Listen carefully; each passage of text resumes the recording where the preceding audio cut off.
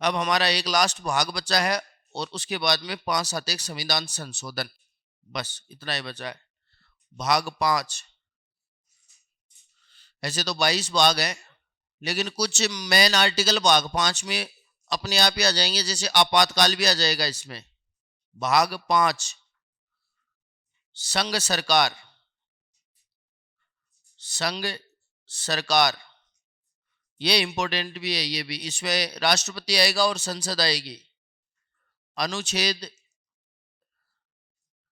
52 से 51 तक तो पहुंच ही गए थे। अनुच्छेद 52 से 151,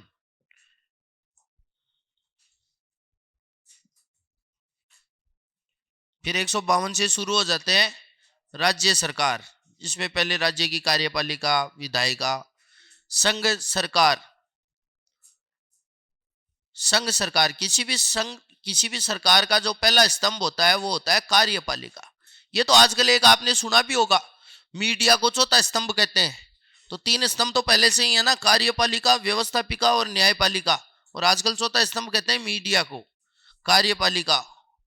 अनुच्छेद 52 से 78। अनुच्छेद 52 से 78। फिर आ जाएगी आपके व्यवस्थापिका। व्यवस्थापिका अनुच्छेद 79 से 122। देखो इन दोनों में क्या फर्क होता है। व्यवस्थापिका द्वारा अधिनियम कानून बनाए जाते हैं, कार्यपालिका द्वारा उसे लागू करवाए जाते हैं। व्यवस्थापिका का मतलब होता है संसद, तो संसद उसे बनाती है। अधिनियम कौन बनाता है? संसद बनाती है। लागू करती है उसे कार्यपालिका, एग्जीक्यूटिव। क्या हुआ, कंफ्यूजन हो रहा है क्या? उल्टा कैसे बता दिया? कार्यपालिका में कौन होता है? राष्ट्रपति, प्रधानमंत्री, मंत्री परिषद। तो वो बनाते हैं क्या अधिनियम? अरे भाई अधिनियम कौन बनाता है ये बता दे। हाँ तो पार्लियामेंट किस में आएगी? आगे कैसे लिखा है इसको? क्रम से यही है, सबसे पहले 52 से 78 कौन आएगा? कार्यपालिका। 79 से अनुच्छेद 80 में राज्यसभा है, अनुच्छेद 81 में लोकसभा है, 52 में राष्ट्रपति है, 74 में मंत्री परिषद है। अच्छा ऐसे बोलने में क्या कि कानून तो बनाती ये है भाई, लागू ये करती है, पर संविधान में प्रावधान ऐसे हैं, समझ रहे हो? देखो सुनो, 52 में राष्ट्रपति है, 74 में मंत्री परिषद है, 75 में प्रधानमंत्री है, 76 में महान्यायवादी है। ठीक है। 79 में है कि भारत के लिए एक संसद होगी जो द्विसदनीय होगी। अनुच्छेद 80 में राज्यसभा है, अनुच्छेद 81 में लोकसभा है। फिर 124 से शुरू हो जाती है न्यायपालिका। न्यायपालिका उल्टा नहीं बताया भाई मैंने, सही बताया।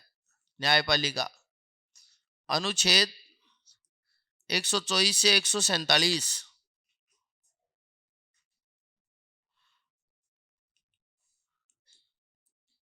नियंत्रक एवं महालेखा परीक्षक। नियंत्रक एवं महालेखा परीक्षक अनुच्छेद 148 से 151।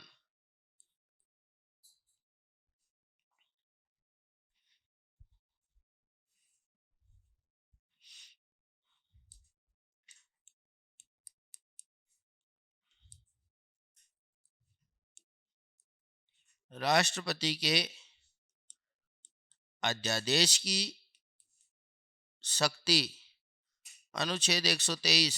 कई टेंशन में आ गए कि मैं 23 भूल कैसे गया। राष्ट्रपति के अध्यादेश की शक्ति, क्योंकि ये व्यवस्थापिका में नहीं आती है, क्योंकि जब व्यवस्थापिका नहीं चल रही होती और देश को कानून की आवश्यकता हो तब अध्यादेश जारी किया जाता है। पिछली बार आया था राज्यपाल का। अब देखना आपके अगर राजस्थान पॉलिटी में आ जाए ना तो भी दिक्कत नहीं है, दो को एक्सचेंज कर देना, एक और दो को आपस में। अनुच्छेद 213।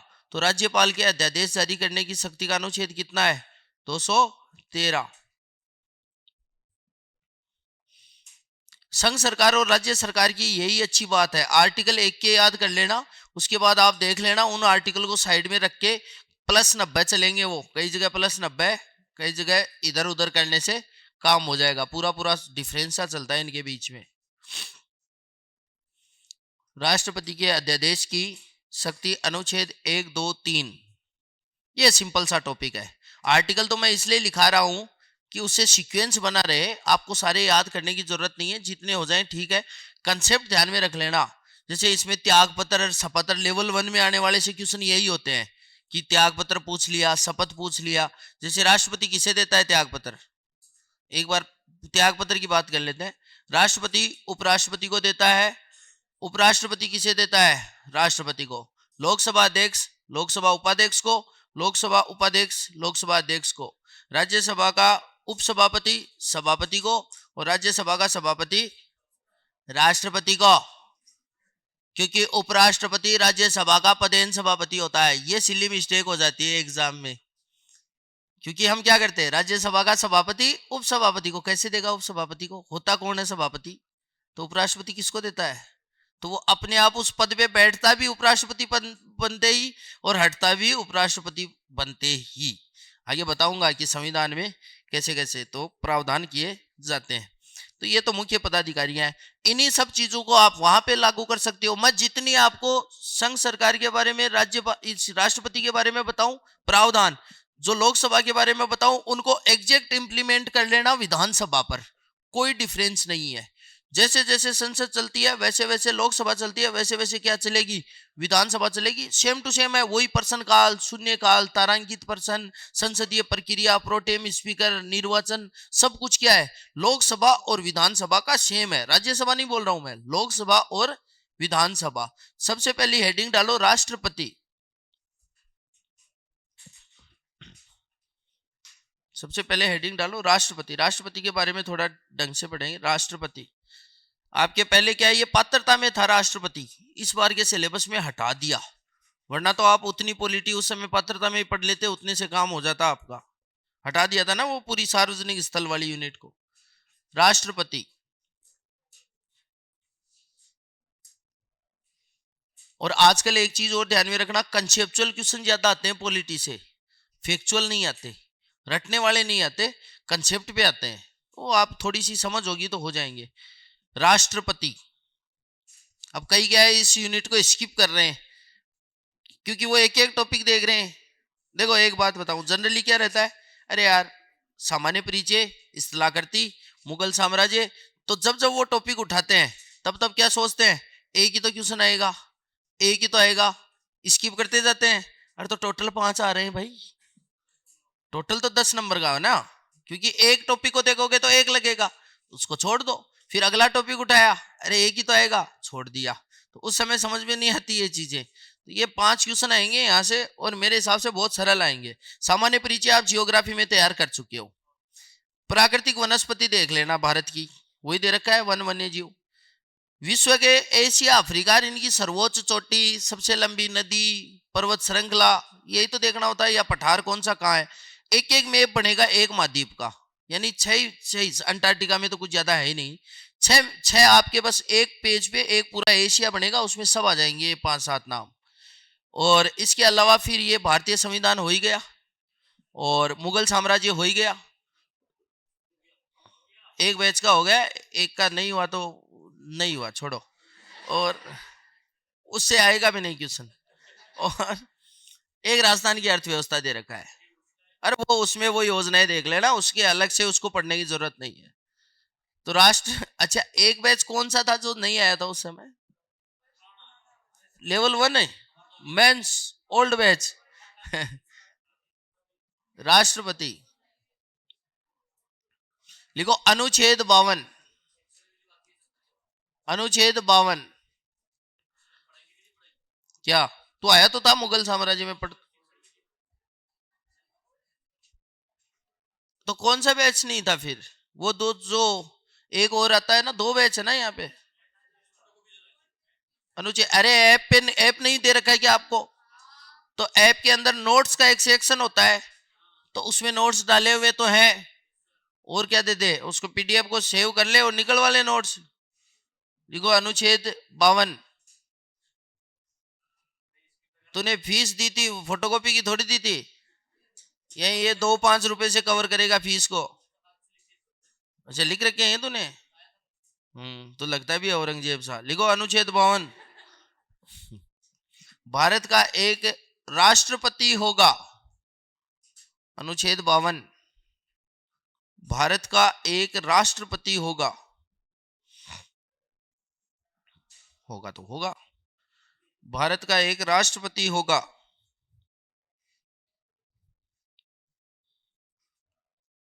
अनुच्छेद 53,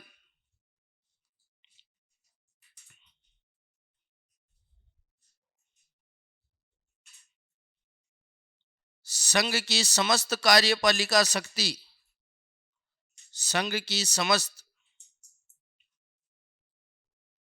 समस्त कार्यपालिका शक्ति, संघ की समस्त कार्यपालिका शक्ति राष्ट्रपति में निहित होगी।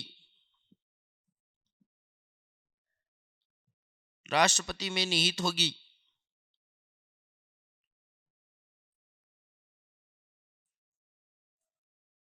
जिसका प्रयोग जिसका प्रयोग जिसका प्रयोग वह स्वयं जिसका प्रयोग वह स्वयं अथवा अपने अधीनस्थ के माध्यम से करेगा।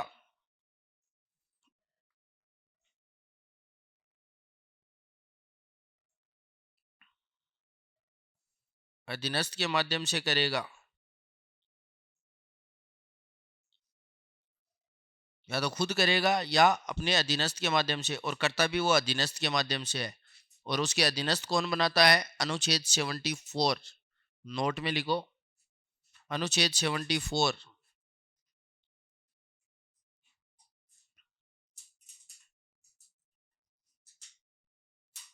अनुच्छेद 74,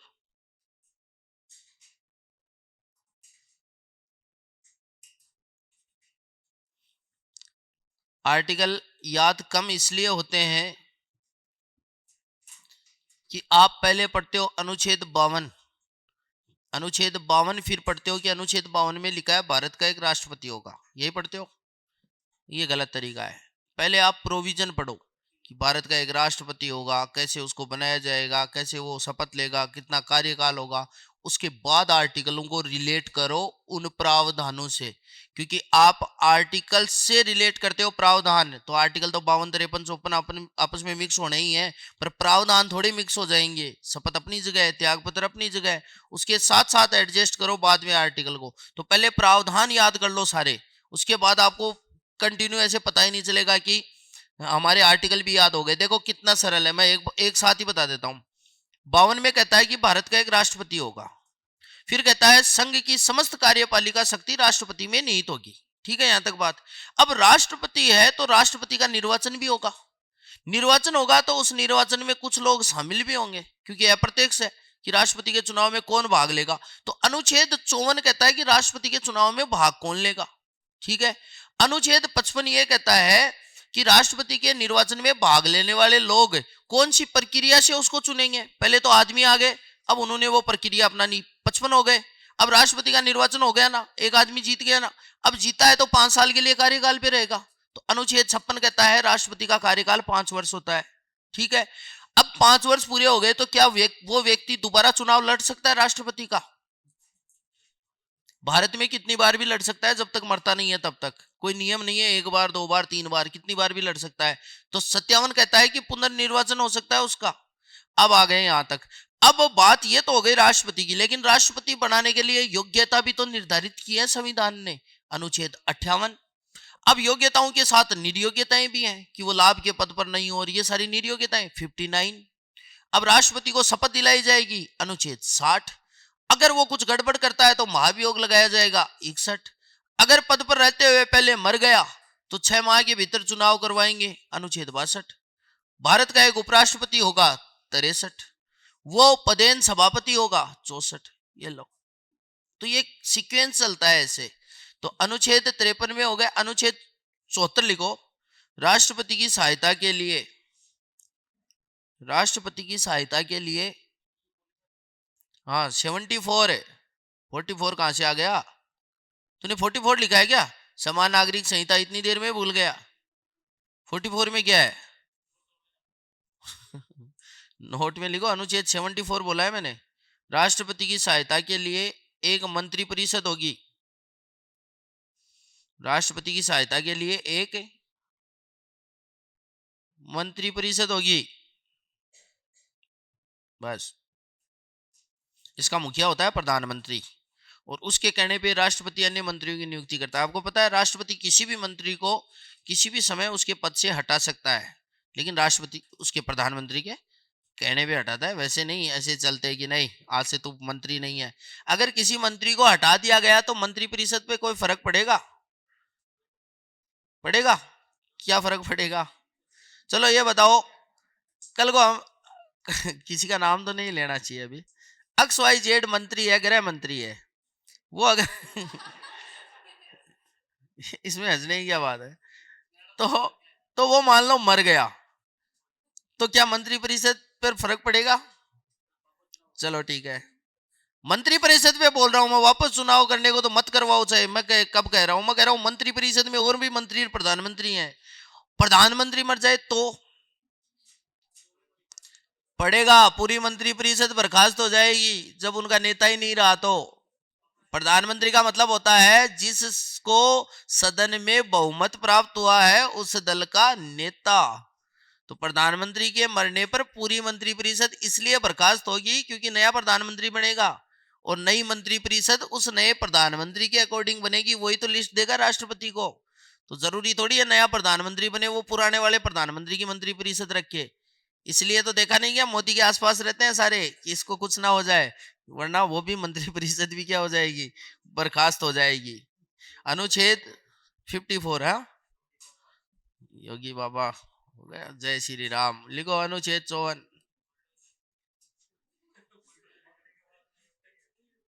अपने को क्या ही करना है, कोई है सब बराबर है। अनुच्छेद 54,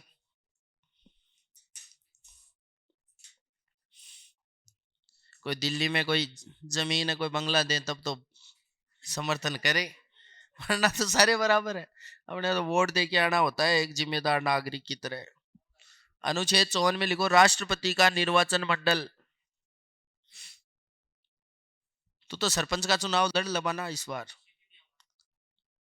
तो क्या प्रधानमंत्री बनाते क्या आपके गांव में? राष्ट्र उप सरपंच की कोई सीट नहीं होती महाराज, उप सरपंच तो कोई भी बन सकता है। तो राष्ट्रपति का निर्वाचन मंडल अल्पसंख्यक हो गया आप गांव में।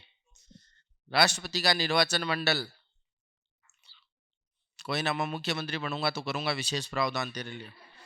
राष्ट्रपति का निर्वाचन मंडल तुझे मंत्री परिषद में ले लूंगा मैं, शिक्षा विभाग में करवाना फिर रीट। राष्ट्रपति का निर्वाचन मंडल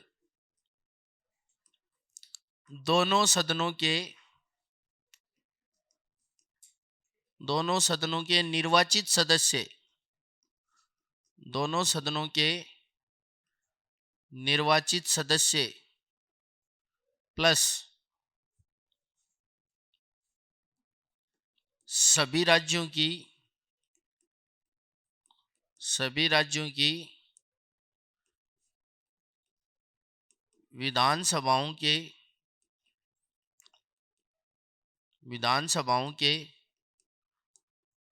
निर्वाचित सदस्य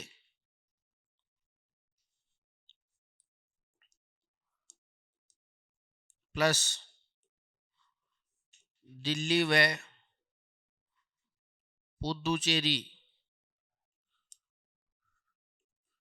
विधानसभाओं के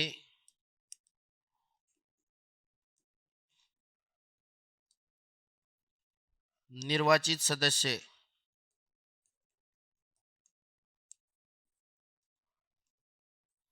ये लो, नहीं याद हो तो सबसे लंबी लाइन के टिक कराना। दोनों सदनों के, उसमें हो सकता है ये भी लिखा है लोकसभा व राज्यसभा के निर्वाचित सदस्य निर्वाचित इसलिए लेते हैं कि जनता द्वारा उन्हीं को चुन के भेजा गया है, मनोनीत को तो राष्ट्रपति खुद करता है। ध्यान रखना, राष्ट्रपति को जब हटाया जाता है महाभियोग तब मनोनीत सदस्य भाग ले सकते हैं, लेकिन निर्वाचन में भाग नहीं लेंगे। तो आपके योगी जी जिनको आप प्रधानमंत्री बना रहे हो वो राष्ट्रपति के चुनाव में भाग ले सकते हैं कि नहीं? नहीं ले सकते, क्योंकि वो विधान परिषद के सदस्य हैं। मैंने कहाँ लिखा विधान परिषद? द्विसदनीय है यूपी में, तो वो दूसरे सदन के सदस्य हैं। दूसरे सदन के सदस्य भाग नहीं लेते हैं। कल को अगर राजस्थान में भी विधान परिषद बन गई तो उसके सदस्य भाग नहीं लेंगे। केवल क्या लिखा है मैंने? विधानसभा। समझ गए? इसलिए वो दूसरे सदन के जो सदस्य होते हैं वो भाग नहीं ले सकते इसके चुनाव में, विधानसभा वाले ले सकते हैं। तो विधायक वो कहलाते हैं विधान परिषद वाले।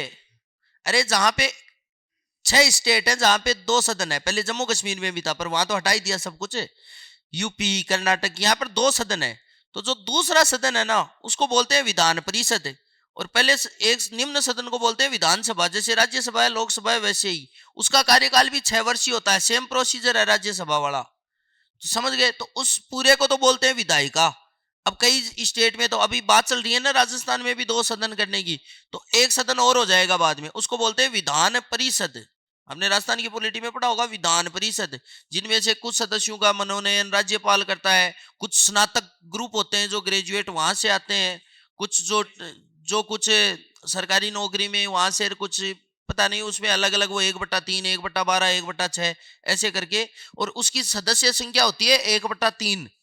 तो कल को अगर राजस्थान में विधान परिषद बनी तो उसमें 67 सदस्य होंगे, क्योंकि 200 का 1/3 होगा उसमें। तो कितने हो गए, है ना? हाँ, क्या हटा? क्या चुनाव होंगे ना, 6 साल का कार्यकाल होगा, तो 6 साल के बाद में 1/3 सदस्य हटते जाएंगे और 1/3 नए आते जाएंगे। तो ये लिखो, लिख लिया ये अनुच्छेद 55 लिखो, निर्वाचन प्रक्रिया।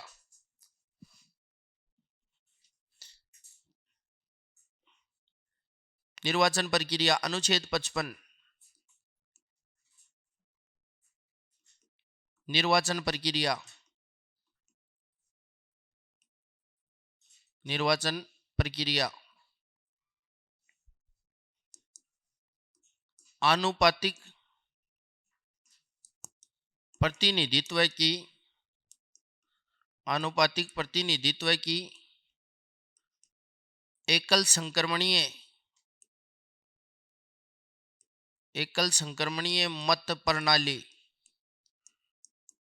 तो इनकी निर्वाचन प्रक्रिया किससे होती है? आनुपातिक प्रतिनिधित्व की एकल संक्रमणीय मत प्रणाली।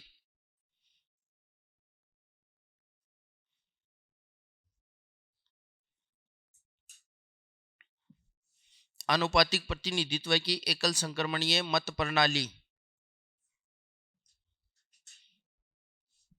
देखो, राष्ट्रपति बनने के लिए न्यूनतम कोटा, राष्ट्रपति बनने के लिए न्यूनतम कोटा कुल वेद मत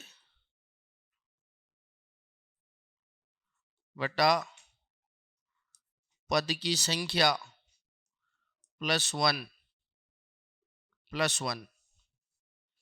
तो कुल वेद मत, जितने चुनाव में वोट पड़ते हैं वो कुल वेद मत। पद की संख्या कितनी है भारत में राष्ट्रपति की? कितनी है? अरे पद एक ही तो है राष्ट्रपति, 3-4 थोड़ी बनाते हैं राष्ट्रपति। तो ये फॉर्मूला हो जाता है कुल वेद मत बटा 2 + 1। समझाऊंगा, ये बहुत टेक्निकल चीज है। कुल वेद मत बटा 2 + 1। तो बोर्ड मास लगाना होता है यहाँ पे। जैसे 100 वोट है वेद्य मत, तो 100 + 1 101/2 नहीं होगा, 100/2 50 + 1 51। आनुपातिक प्रतिनिधित्व का मतलब ये होता है कि आपने विधायक और सांसदों को चुनकर भेजा है लोकसभा में, तो वो रिप्रेजेंट कर रहे हैं ना आपको वहां पर। 10 लाख की जनसंख्या पे, 5 लाख की जनसंख्या पर एक विधायक और एक सांसद, तो वो आपके आधार पर ही तो दे रहे हैं वहां पे वोट। जैसे सीकर का सांसद राष्ट्रपति को वोट दे रहा है, तो सीकर लोकसभा क्षेत्र के लोगों ने उसे चुनकर भेजा है। उन लोगों के बिहाफ पर वो सिंगल आदमी अपना क्या रखता है, वहां पर वोट रखता है। अब बात करते हैं एकल संक्रमणीय मत प्रणाली और न्यूनतम कोटा की। इसको साथ में देखो, ऐसे समझो कि मान लो कि कैंडिडेट है 4, ABCD, कुल वेद मत पड़े 100। तो मान लो आप किसी विधायक, सांसद या सरपंच का चुनाव वोट देने जाते हो, आप कितने व्यक्तियों को वोट देते हो? कितने कैंडिडेट हो, कितनों को देते हो? एक को देते हो। जबकि राष्ट्रपति का वोट देने जाओगे तो सभी को वोट देना पड़ेगा, यानी सभी को वोट दिया जाता है। तो 4 कैंडिडेट है तो चारों को दिया जाएगा। अब आप कहोगे चारों को दिया तो पता कैसे चलेगा? वरीयता दी जाती है कि मेरी ओर से 1 नंबर पे ए रहेगा, 2 नंबर पे बी रहेगा, 3 नंबर पे सी रहेगा, 4 नंबर पे डी रहेगा। फिर एक कैंडिडेट और आया, वो कहेगा मेरे लिए बी 1 नंबर पे रहेगा, डी 2 पे रहेगा, जो भी उसकी मर्जी है। इनमें से एक को 1 नंबर पे, यानी 4 है तो चारों को वो क्रम दे दो अपनी मर्जी से। ABCD का मतलब जो जो उम्मीदवार है वो। अब ABCD चारों हो गए। अब मान लो कि सरपंच का चुनाव है और एक को मिल गए 45 वोट, 45 वोट कर लेते हैं इसको। इसको मिल गए मान लो 35 वोट, कितने हो गए? 5 5 10, 4 3 7 80 हो गए। इसको मिल गए 12 वोट और इसको मिल गए 8 वोट, हो गए। एक समझने के लिए है, कितना भी कर सकते हैं। ए सरपंच बन जाएगा ना, लेकिन ए राष्ट्रपति नहीं बनेगा क्योंकि उसको 51 वोट चाहिए। अभी हमने न्यूनतम कोटा लिखा है। इसको बोलते हैं एकल संक्रमण, ये मत प्रणाली, यानी एक का दूसरे से ट्रांसफर कर देंगे। ऐसा केवल एक बार हुआ वीवी गिरी के चुनाव में। जनरली कुल वेद मत का बटा 2+1 राष्ट्रपति को मिल जाता है। एक बार नहीं मिला था जब वीवी गिरी ने चुनाव लड़ा था तब। तो क्या करते हैं सुनो, ऐसी कंडीशन बनने पर जिसको सबसे कम वोट मिले हैं उसको रेस से बाहर कर देते हैं, उसको उम्मीदवारी को बाहर कर देते हैं। तो सबसे कम वोट किसको मिले? डी को। तो डी अब उम्मीदवार नहीं है। कितने उम्मीदवार हैं? 3। तो 8 व्यक्ति ऐसे थे जिन्होंने डी को कौन सी वरीयता दी, तभी तो डी को 8 वोट मिले ना। लेकिन डी को वरीयता देने वाले लोगों ने किसी को सेकंड दिया है, किसी को थर्ड दिया और किसी को 4 दिया है। यही चाहिए 4 कैंडिडेट। तो अब डी तो रेस में है ही नहीं, इसलिए जिसको सेकंड दिया गया है वो तो हो जाएगा फर्स्ट, थर्ड दिया है वो हो जाएगा सेकंड, और 4 दिया है वो कितने नंबर पे आ जाएगा? 3 नंबर पे। तो ये तो ABC है ना। तो जितने जितने वोट इनको मिले हैं, मान लो कि ए को मिल गए अब 6 वोट, इसको 1 वोट, इसको 1 वोट, तो इसको मिल जाएंगे 6 वोट, इसको मिल जाएगा 1 वोट, इसको मिल जाएगा 1 वोट। 51 36 13, ए राष्ट्रपति बन जाएगा। अगर फिर भी 51 नहीं हो रहे तो सी को भी बाहर कर देंगे और इसके जो वोट हैं उनको आपस में बांट दिया जाएगा, यानी इतने वोट तो मिलने ही चाहिए। यह है राष्ट्रपति के निर्वाचन की प्रक्रिया। ठीक है, अगला लिखो, एक विधायक का मत मूल्य। सभी जो विधायक होते हैं ना पूरे राज्य पूरे भारत के, सभी का अलग अलग मत मूल्य होता है। विधायक का मत मूल्य, विधायक का मत मूल्य, एक विधायक का मत मूल्य होता है राज्य की जनसंख्या, राज्य की जनसंख्या। और राज्य की जनसंख्या कौन सी जनगणना के अनुसार? 1971। 2026 तक यही रहेगी जनगणना का आधार। तो 1971 की जो जनगणना है ना उसको काम में लेते हैं। जैसे राजस्थान है तो जो राजस्थान की 1971 की जनगणना ही उसको रखेंगे इस फॉर्मूले में, भाग देंगे इसमें राज्य की विधानसभा, राज्य की विधानसभा के निर्वाचित सदस्य भाग 1000, ये विधायक का मत मूल्य है।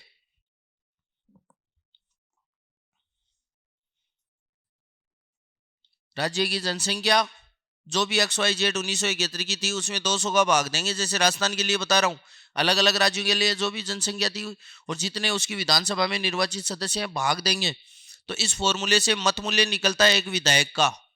और राजस्थान का लिख लो 129 है, नोट लगाकर लिख लो, राजस्थान के विधायक का मत मूल्य 129, 129।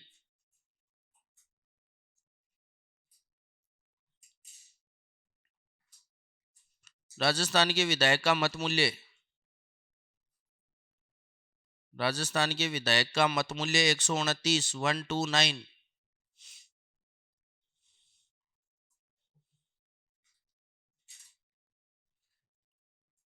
129। फिर लिखो सर्वाधिक, सर्वाधिक मत मूल्य वाला राज्य,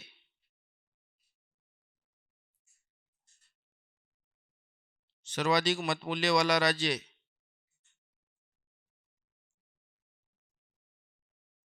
यूपी।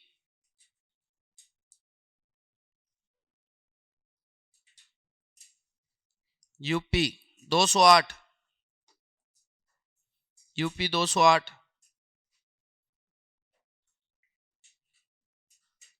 न्यूनतम मत मूल्य वाला राज्य। न्यूनतम मत मूल्य वाला राज्य। न्यूनतम मत मूल्य वाला राज्य सिक्किम 7। एक विधायक का मत मूल्य है 7। तो राजस्थान का एक विधायक जब वोट देता है राष्ट्रपति को 129 जुड़ते हैं, तो 200 इंटू 29 ये राजस्थान का मत मूल्य है राष्ट्रपति के। 208 इंटू 403 है क्या यूपी में विधायक? 400 से ऊपर की है ना वहां की विधानसभा, 403 ही है शायद, 403 ही है ना। तो 403 इंटू 208 वो हो जाएंगे वहां के। फिर लिखो एक सांसद का मत मूल्य। सांसद का मत मूल्य, ये तो विधायक का हो गया। सांसद का मत मूल्य, सांसद का मत मूल्य। अच्छा, सांसद का मत मूल्य। अच्छा, तो वो कौन सा सुबह सुबह देखते हैं, रात को देखते हैं 11-12 बजे।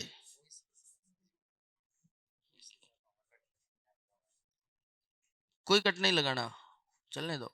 सांसद का मत मूल्य, हम देश देश थोड़ी बातें कर रहे हैं, पढ़ाई की कर रहे हैं। सांसद का मत मूल्य सभी विधायकों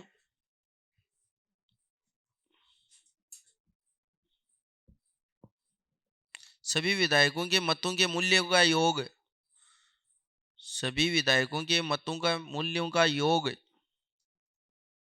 विधायकों के मतों के मूल्यों का योग। जितने भी एमएलए है ना राजस्थान के, यूपी के, तेलंगाना के, जैसे राजस्थान का निकल गया ना 129 इंटू 200, 403 इंटू 208, ऐसे सभी विधायकों का निकल जाएगा। उसको जोड़ देंगे और भाग दे देंगे। अब लिखो बट्टा। दोनों सदनों के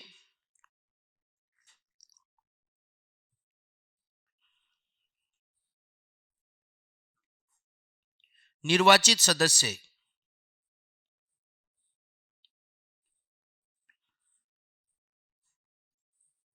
दोनों सदनों के निर्वाचित सदस्य, एक में तो है अब 543 और राज्यसभा में है 233।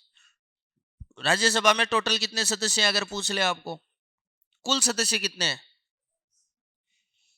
कुल सदस्य संख्या 250 है, वर्तमान में है 245। मैंने कहा कुल कितने सदस्य रखे गए हैं? 250। 238 प्लस 12, 238 निर्वाचित, 12 मनोनीत। अब वर्तमान में है 245, तो 233 प्लस 12 यानी 233 तो है निर्वाचित और 12 है मनोनीत। कल को इसके राष्ट्रपति के चुनाव में जम्मू कश्मीर की विधानसभा भी भाग लेगी। भाई अभी तो बनी ही नहीं है, पर जम्मू कश्मीर की, दिल्ली, पुदुचेरी एवं जम्मू कश्मीर फिर ऐसे हो जाएगा, क्योंकि अब राज्य नहीं रहा जम्मू कश्मीर, वो केंद्र शासित प्रदेश हो गया है। अभी 8 है केंद्र शासित प्रदेश। तो ये हो गया आपका अनुच्छेद। इसका विधायक सांसद का मत मूल्य लिखो तो लिख लो, 708 है। सांसद, एक सांसद चाहे लोकसभा का हो चाहे राज्यसभा का हो, जब एक वोट देके आता है तो कितना है उसकी वैल्यूएशन? 708 होगी भाई, ज्यादा जनसंख्या को रिप्रेजेंट कर रहा है सांसद, 708। अब आप लिखो अनुच्छेद कितने हो गए? 55 हो गए ना। अनुच्छेद 56,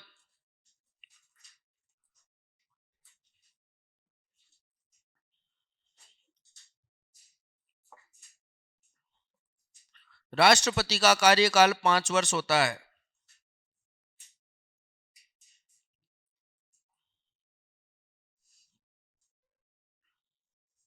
राष्ट्रपति का कार्यकाल 5 वर्ष होता है।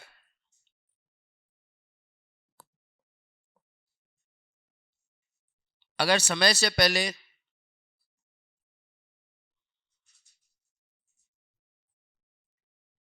अगर समय से पहले पद छोड़ना हो,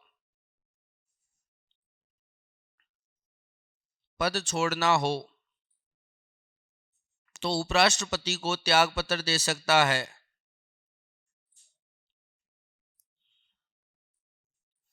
उपराष्ट्रपति को त्याग पत्र दे सकता है।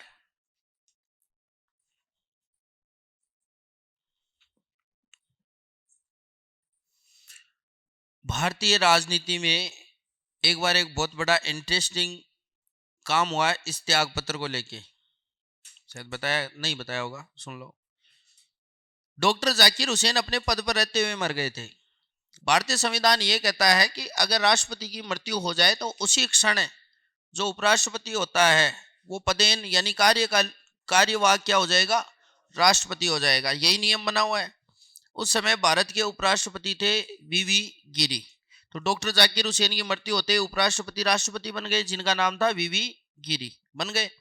उसके बाद में कुछ दिनों के बाद यानी अनुच्छेद 62 कहता है 6 माह के भीतर नए राष्ट्रपति के चुनाव होंगे। देखो हमारा देश बिना प्रधानमंत्री रह सकता है, बिना मुख्यमंत्री के राज्य रह सकता है, राज्यपाल के बिना रह सकते हैं।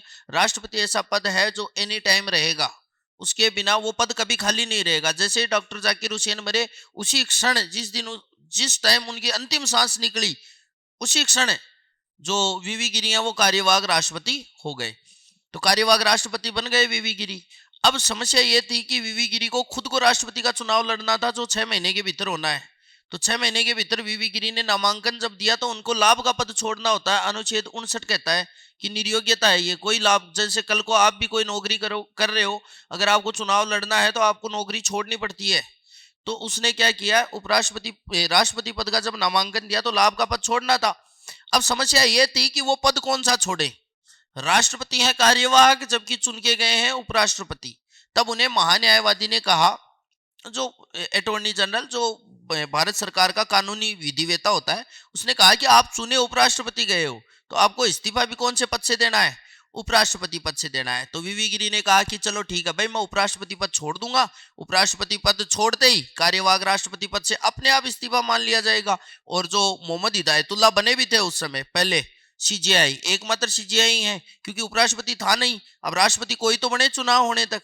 तब मोहम्मद हिदायतुल्लाह नाम भी सुना होगा, एकमात्र मुख्य न्यायाधीश जो भारत के कार्यवाहक राष्ट्रपति बने थे।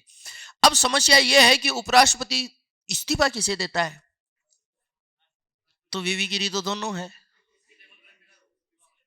यही किया उसने। वीवी गिरी ने पहले उपराष्ट्रपति पद की टेबल पे बैठ के अपना इस्तीफा लिखा, राष्ट्रपति को भेजा, फिर खुद राष्ट्रपति की टेबल पे बैठे और अपना इस्तीफा स्वीकार किया। तो जैसे उन्होंने उपराष्ट्रपति का पद छोड़ा वो कार्यवाहक राष्ट्रपति के पद से भी मुक्त हो गए। तब उसी समय मोहम्मद हिदायतुल्लाह, अगर मोहम्मद हिदायतुल्लाह यानी सीजीआई नहीं होता तो कोई भी वरीयता क्रम में, इनका वरीयता क्रम होता है 30 जो जज होते हैं ना सुप्रीम कोर्ट, देखा होगा वरीयता क्रम में अब ये बनेंगे अब ये बनेंगे, उसके अकॉर्डिंग अगर वो भी उपस्थित नहीं है या नहीं है तो किसी भी उच्च न्यायालय का मुख्य न्यायाधीश, अगर वो भी नहीं है तो किसी भी उच्च न्यायालय के अन्य न्यायाधीश उनकी वरीयता क्रम के अनुसार। अब इतने में से तो मिल ही जाएगा, आज तक नौबत नहीं आई है। ऐसे 2 बार ही हुआ है पद पर रहते हुए मृत्यु, डॉक्टर जाकिर हुसैन और फखरुद्दीन अली अहमद की। तो ये हो गया। अब लिखो अनुच्छेद 58, ये 57 तो पुनर्निर्वाचन है, काम का नहीं है। अनुच्छेद 58, अनुच्छेद 58 राष्ट्रपति के लिए योग्यताएं, राष्ट्रपति के लिए योग्यताएं। तो संविधान में कितनी योग्यताएं हैं, 3 योग्यताएं हैं। और राज्यपाल के लिए कितनी योग्यताएं हैं, 2 ही योग्यताएं हैं। भारत का नागरिक और 35 वर्ष की आयु पूरी कर ली हो, बस। इसमें लिखो पहली, वह भारत का नागरिक हो, वह भारत का नागरिक हो,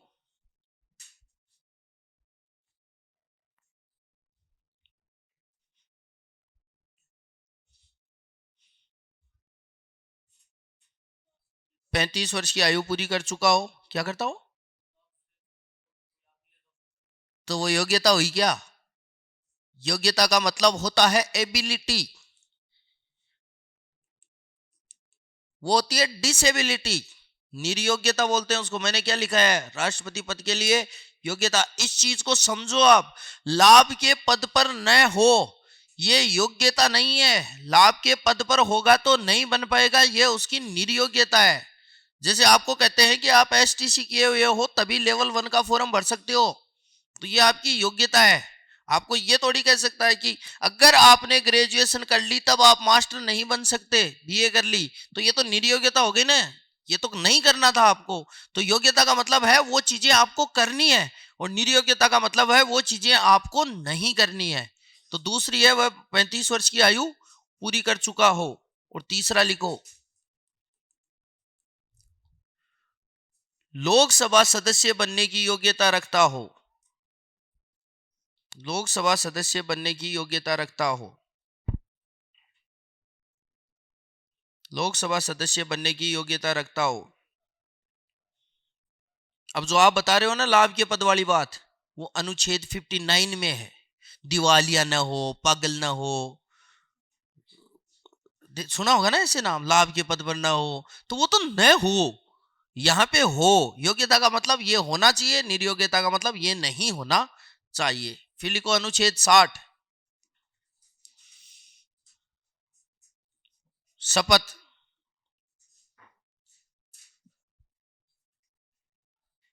शपथ, अनुच्छेद 60 शपथ।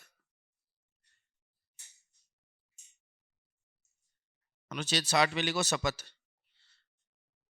उच्चतम न्यायालय के मुख्य न्यायाधीश द्वारा, उच्चतम न्यायालय के, उच्चतम न्यायालय के मुख्य न्यायाधीश द्वारा, मुख्य न्यायाधीश द्वारा। बाकी इस 5 लाख रुपए वेतन मिलता है राष्ट्रपति को प्रति माह। भत्ते भत्ते अलग है, कार्यालय अलग। क्या होता है, राष्ट्रपति कार्यालय तो होगा ही जहां पे काम करेगा। राष्ट्रपति भवन होता है, वो बंगला नहीं, राष्ट्रपति भवन है जहां आपकी अरावली खत्म होती है, रायसीना हिल्स। तो राष्ट्रपति, हाँ नहीं, कलकत्ता में है। इनको बाकी और सुविधाएं भी बहुत मिलती हैं। जैसे एपीजे अब्दुल कलाम के समय 200 लीटर दूध आता था राष्ट्रपति भवन में। उनका एक आर्टिकल था, बोले मैंने कम करवा के कहा कि भाई 2 लीटर ही भेज दिया अगर, मुझे तो इतना ही बहुत है। तो उन्होंने 200 लीटर से 2 लीटर, ऐसे राष्ट्रपति भी आए। सबसे ज्यादा जो क्षमा याचना वाले होता है ना राष्ट्रपति के क्षमादान की शक्तियां, सबसे ज्यादा फाइलें देखी थी अब्दुल कलाम ने, क्योंकि वो ईमानदारी से काम करने वाले व्यक्ति थे। और उस समय क्या था कि ज्यादा प्रेशराइज भी नहीं किया था, गठबंधन की सरकार थी अटल बिहारी वाजपेयी के समय, तो प्रधानमंत्री भी ठीक थे और राष्ट्रपति भी ठीक थे उस समय, सही चला था। वो तो युद्ध युद्ध के कारण थोड़ी गड़बड़ हो गई थी, बाकी सही था वो समय भी। तो एपीजे अब्दुल कलाम भी अच्छे ही राष्ट्रपति हुए। तो ऐसे राष्ट्रपति भी हुए हैं जो कठपुतली नहीं बनते। अब कई राष्ट्रपति तो ऐसे होते हैं उनको बनाता ही सत्ता पक्ष है, तो सत्ता पक्ष बनाएगा तो उनकी तो मजबूरी है। कल को मुझे राष्ट्रपति बनाए अगर कोई अब वाली पार्टी, तो भाई मैं तो वो जो कहेंगे वही करूंगा। नहीं, ये ऑब्वियस सी बात है, वरना वो मुझे बनाएंगे क्यों? क्यों वो बनाएंगे भी उस व्यक्ति को जो उनकी मानता है। ये दूसरे देशों की बात कर रहे हैं, भारत के राष्ट्रपति की नहीं। भारत के राष्ट्रपति तो सारे ईमानदारी होते हैं। अनुच्छेद 61,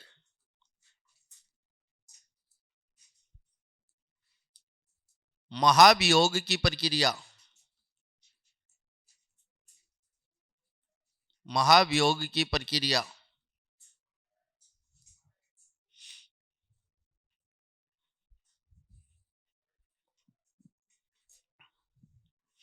कारण, संविधान का अतिक्रमण। संविधान का अतिक्रमण। महाभियोग केवल एक ही कंडीशन में लगा सकते हैं, अगर राष्ट्रपति ने किया हो संविधान का अतिक्रमण।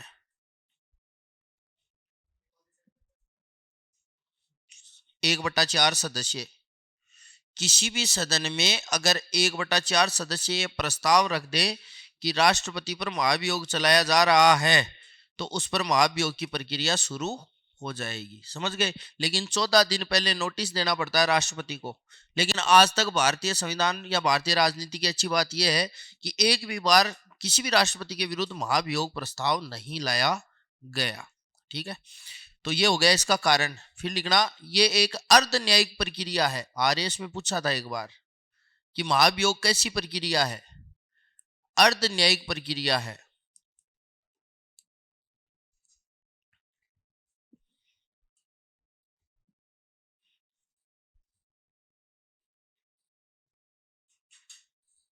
ये एक अर्धन्यायिक प्रक्रिया है।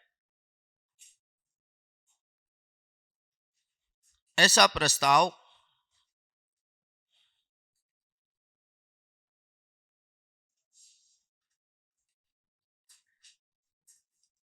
संसद के किसी भी सदन में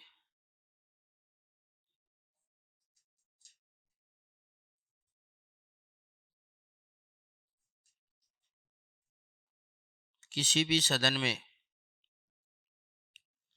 14 दिन की पूर्व सूचना पर 14 दिन की पूर्व सूचना पर 1/4 सदस्यों द्वारा 1/4 सदस्यों द्वारा लाया जा सकता है। 1/4 सदस्यों द्वारा लाया जा सकता है, चाहे लोकसभा हो चाहे राज्यसभा हो। तो जो कुल सदस्य संख्या है उसके 1/4 के साइन होने चाहिए। ऐसे नहीं दो जने उठ के आए सांसद और बोले महाभियोग लगा दो, ऐसे तो क्या होता है फिर दुरुपयोग होने की संभावना भी तो रहती है। कोई भी आके कहते हैं कि चलो महाभियोग शुरू किया जाए, तो ऐसा नहीं होगा। 1/4, अगर 1/4 उस प्रस्ताव को ला रहे हैं इसका मतलब राष्ट्रपति ने कुछ तो किया है ऐसा। उसके बाद लिखो, जिस सदन में यह प्रस्ताव रखा जाता है,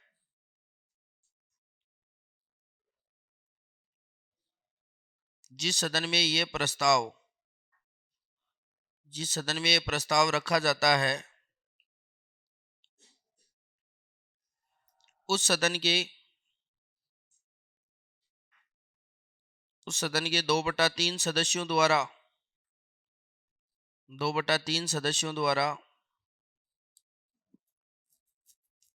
प्रस्ताव पारित कर देने पर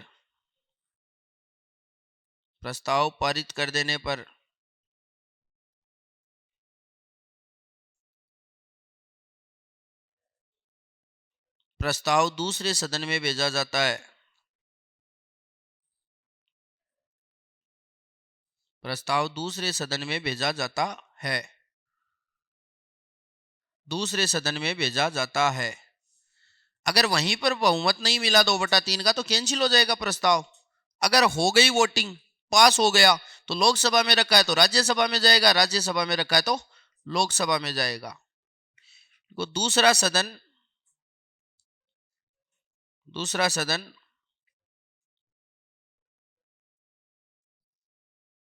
राष्ट्रपति पर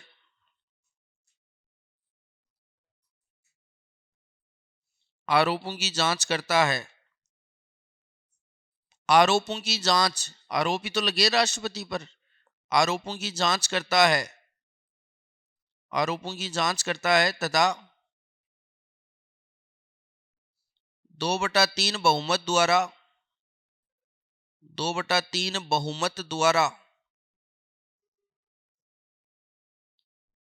प्रस्ताव पारित कर देने पर राष्ट्रपति का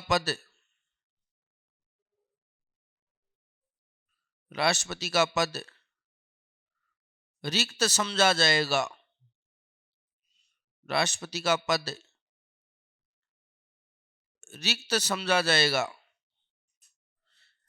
जनरली क्या होता है, दोनों सदनों से अधिनियम विधेयक जब पारित होता है तो राष्ट्रपति के पास साइन के लिए जाता है।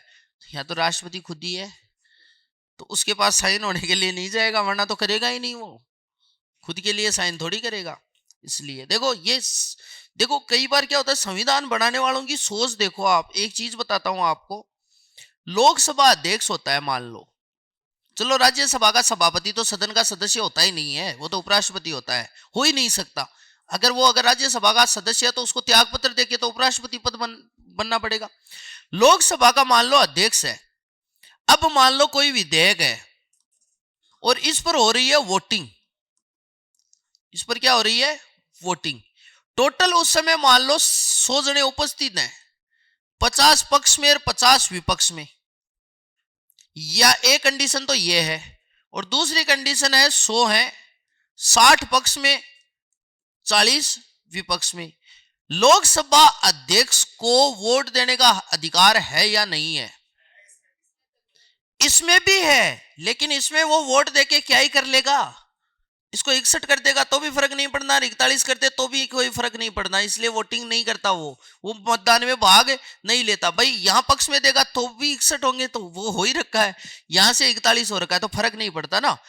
यहां दे सकता है, क्योंकि एक उसके वोट होते हैं, पक्ष या विपक्ष तय होता है, तो लोकसभा अध्यक्ष वोटिंग दे सकता है, एक कंडीशन। दूसरी कंडीशन, ऐसा विधेयक आया हुआ है जो लोकसभा अध्यक्ष के विपरीत है, यानी लोकसभा अध्यक्ष के विरुद्ध ही आया हुआ कोई विधेयक है, उसको हटाने के लिए, और उसमें भी सेम ही कंडीशन बन गई ये वाली, तब क्या वो वोट दे सकता है?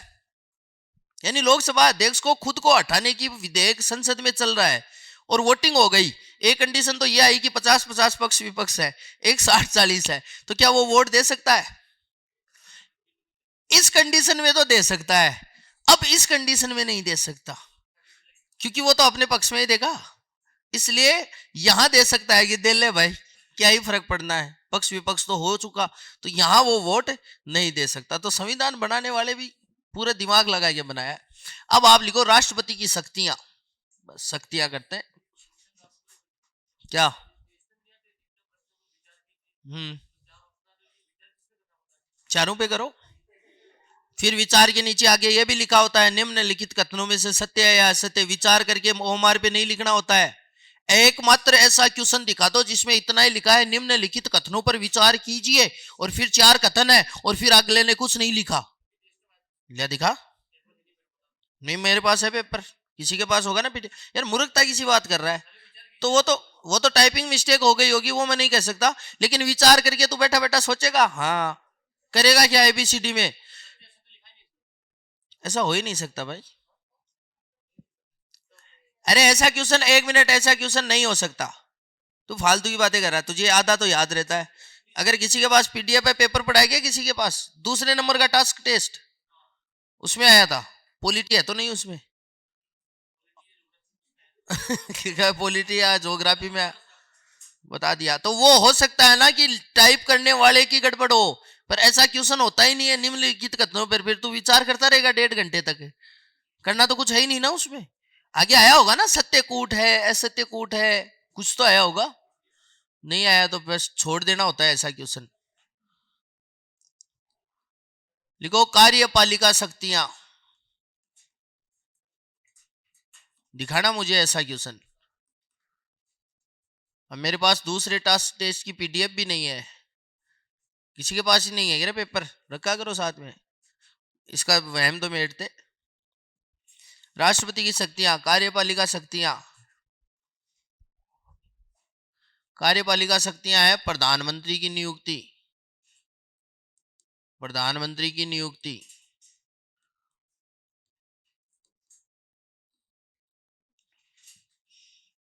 तो प्रधानमंत्री नियुक्त होता है, ठीक है।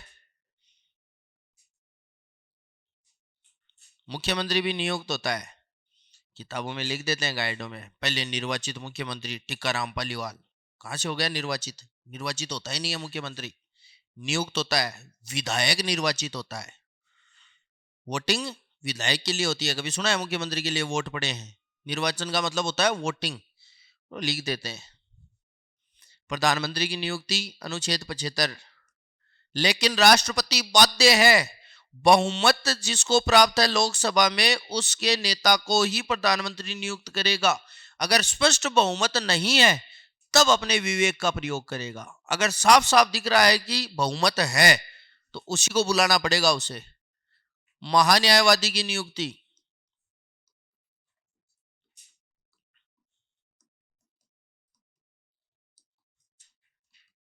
अनुच्छेद 76, और केग की नियुक्ति अनुच्छेद 148,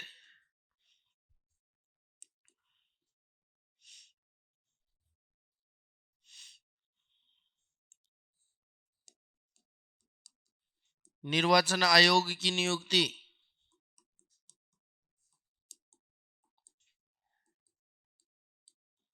अनुच्छेद 324।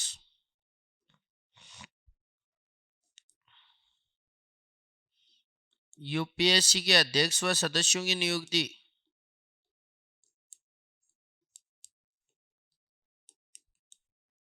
और किसकी नियुक्ति करता है भाई?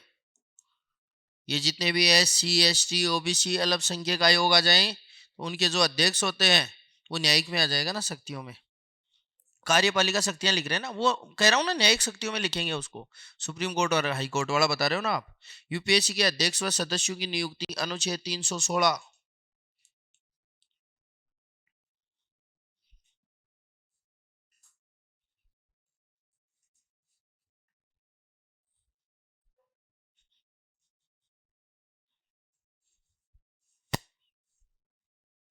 तो कार्यपालिका शक्तियां हो गई राष्ट्रपति की, मोटा मोटा ध्यान में रखना है। इन सब की करता है नियुक्ति। कोई राष्ट्रीय आयोग का नाम आ जाए तो भी कौन करता है? राष्ट्रपति। जैसे SC आयोग, ST आयोग, अल्पसंख्यक आयोग, OBC आयोग, महिला आयोग, बाल संरक्षण आयोग, इन सब की नियुक्ति कौन करता है? अध्यक्ष की, राष्ट्रपति। नंबर 2 पे लिखो विधायी शक्तियां। विधायी विधायी शक्तियां।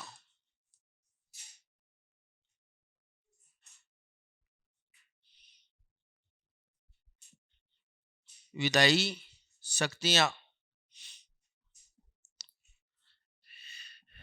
विधायी शक्तियां जैसे सत्राहूत व सत्रावसान करना। सत्राहूत व सत्रावसान करना। संसद को अभिभाषण देना।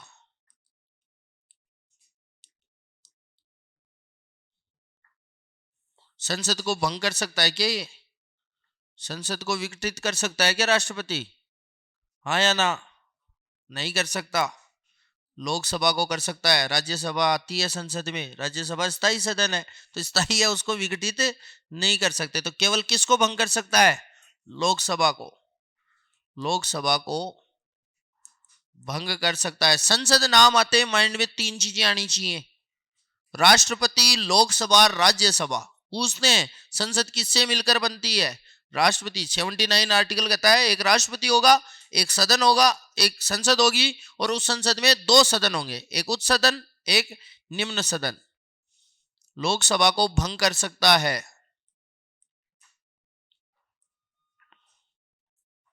और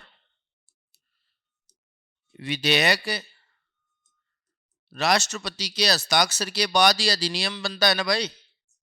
राष्ट्रपति के हस्ताक्षर के बाद ही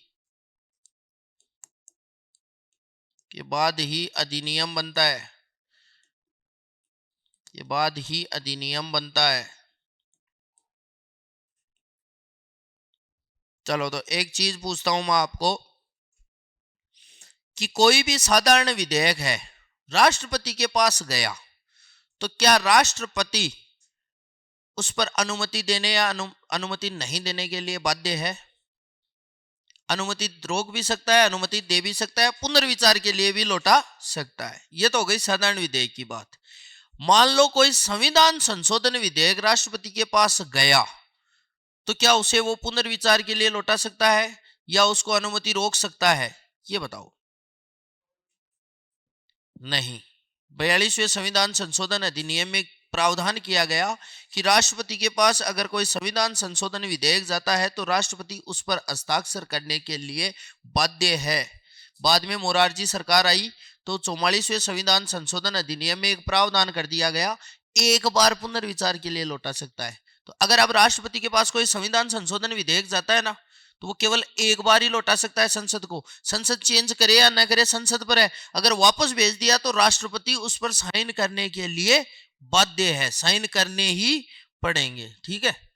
और एक नाम सुनते हो आप, कैबिनेट, मंत्रिमंडल। ये मूल संविधान में कहीं भी ये नाम नहीं है, केवल मंत्रिपरिषद नाम है।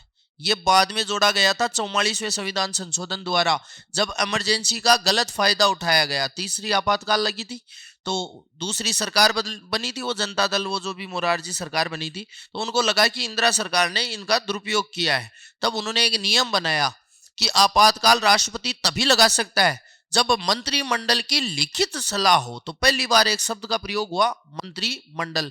केवल अनुच्छेद 352 में मंत्रिमंडल को बाद में जोड़ा गया है। पूरे संविधान में मंत्रिमंडल नाम ही नहीं है, मंत्रिपरिषद है। मंत्रिपरिषद का मतलब होता है सारे मंत्री, जबकि मंत्रिमंडल में आते हैं केवल कैबिनेट मंत्री। 3-4 प्रकार के होते हैं ना, उप मंत्री, राज्य मंत्री, स्वतंत्र प्रभार, ये सारे तो है मंत्रिपरिषद। और इसमें आते हैं केवल कैबिनेट मिनिस्टर, तो इसको बोलते हैं मंत्रिमंडल। तो विधेयक राष्ट्रपति के हस्ताक्षर के बाद ही अधिनियम बनता है। और एक और लिखो, संयुक्त बैठक बुला सकता है।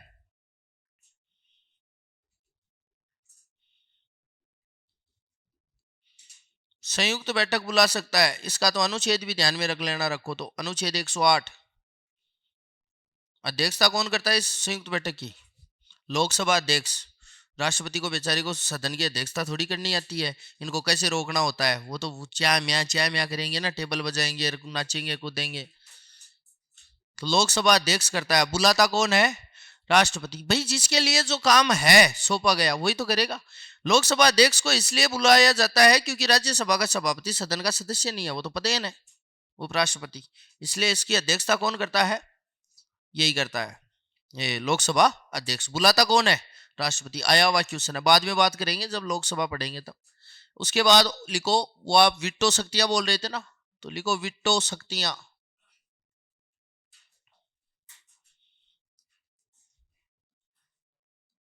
विटो शक्तियां अनुच्छेद 111 111 विटो शक्तियां। विटो पावर होता है ना राष्ट्रपति के पास, बाकी इसका कोई स्पष्ट उल्लेख नहीं है विटो पावर के नाम का। पहला है आत्यंतिक विटो। आत्यंतिक विटो,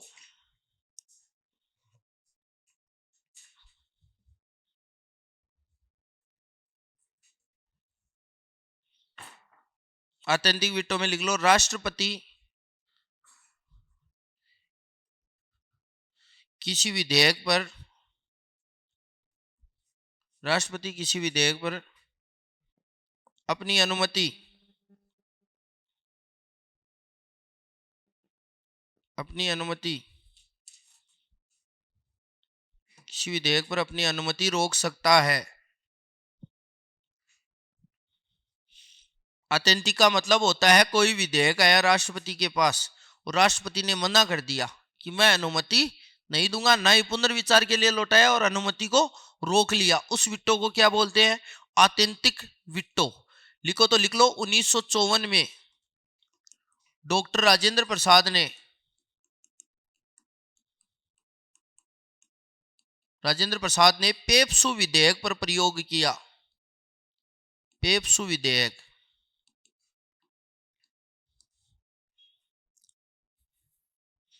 पेप्सू विधेयक पर प्रयोग किया। पेप्सू,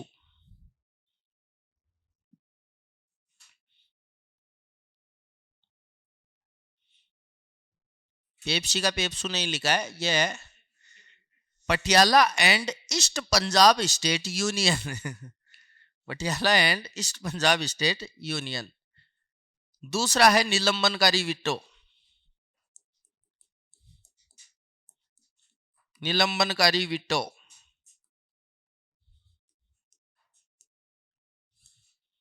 निलंबनकारी विट्टो, निलंबनकारी विट्टो। राष्ट्रपति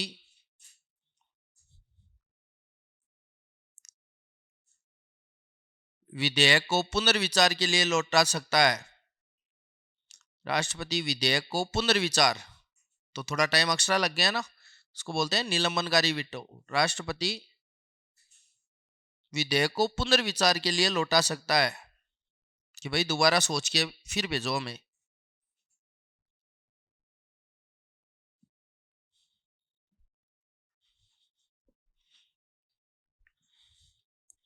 तीसरा लिखो, जेबी विट्टो।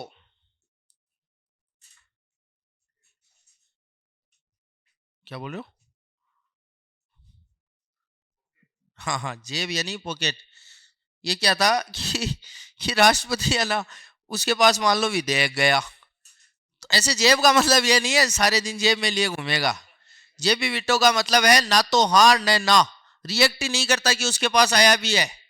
जैसे कई बार आपको कई लोग ऐसे मैसेज कर देते हैं, फिर आप ऐसे रिप्रेजेंट करते हो जैसे आपने उसको देखा ही नहीं या आपने उसको नोटिस ही नहीं किया, तो आप रिप्लाई नहीं करते, ना तो पॉजिटिव वे में ना नेगेटिव, अगला झिलता रहता है बेचारा। तो जेबी विटो में क्या करते हैं, डॉक्टर ज्ञानी जेल सिंह के समय हुआ इसका प्रयोग 1986 में डाकघर विधेयक पर, उनको विधेयक भेजा गया, तो उन्होंने ना तो कहा ना, ना कहा हाँ, ऐसे रिएक्ट करते थे जैसे उनके पास विधेयक पहुंचा ही नहीं। अब वो कोई राष्ट्रपति है भाई, ये तो है नहीं कि गली में चलता कि उसको पकड़ के झकझोर दिया, बोले इस पे अनुमति दे, तो ऐसा तो राष्ट्रपति से कर नहीं सकते। तो ना तो अनुमति देना, ना अनुमति के लिए हाँ बनना, ना अनुमति के लिए ना कहना, मतलब किसी भी प्रकार का रिएक्ट ना करना क्या कहलाता है, जे बी विटो, यानी पॉकेट में डाल लिया, कभी बाहर निकलेगा ही नहीं। तो लिखो इसमें किसी विधेयक को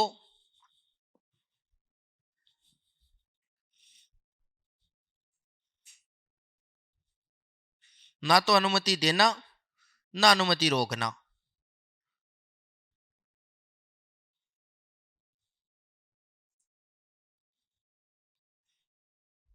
ना हाँ करता है ना ना करता है।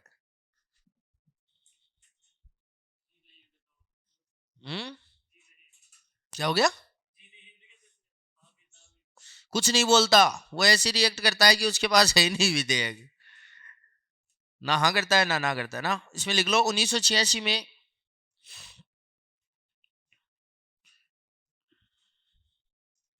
ज्ञानी जेल सिंह ने, ज्ञानी जेल सिंह, ज्ञानी जेल सिंह ने डाकघर विधेयक पर, डाकघर विधेयक पर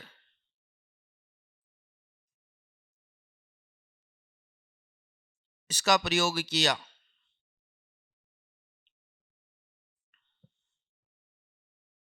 डाकघर विधेयक पर इसका प्रयोग किया।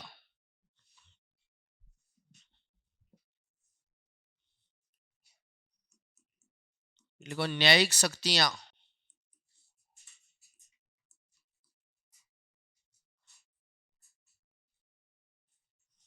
न्यायिक शक्तियां, न्यायिक शक्तियां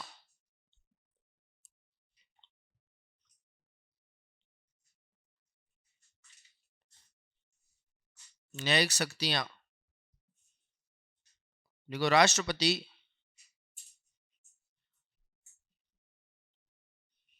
उच्चतम व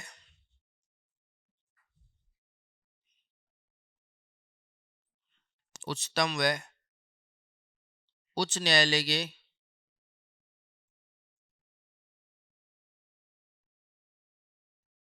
न्यायाधीशों,